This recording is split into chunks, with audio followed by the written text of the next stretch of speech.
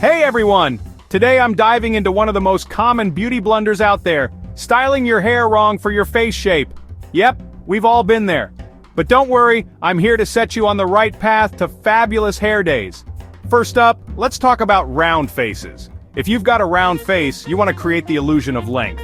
Avoid those blunt cuts that stop at your chin, trust me. Instead, go for longer layers or an asymmetrical bob. These styles will elongate your face and give it a more balanced look. Next, the square-faced beauties. Your goal is to soften those strong jawlines. Say no to straight, blunt bangs. They only emphasize the squareness. Opt for side-swept bangs or soft, wispy layers. These will add curves and make your face appear oval, which is what you're aiming for. Oval faces, you're in luck. This face shape is super versatile. You can pull off almost any style, long, short layers, bangs, you name it. But a pro tip? Avoid too much volume on top. It can make your face look longer than it is.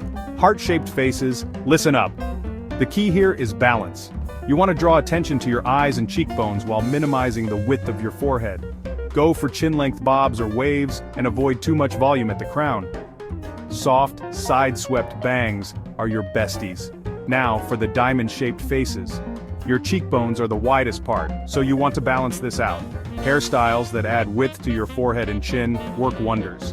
Think about chin-length bobs or shoulder-length cuts with layers. Avoid super short cuts with lots of volume on top. They can make your face look unbalanced. Last but not least, long faces. Your goal is to add width and reduce the appearance of length.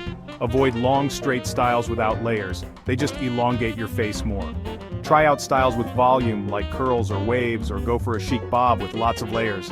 Remember, everyone's face is unique, and these are just guidelines to help enhance your natural beauty.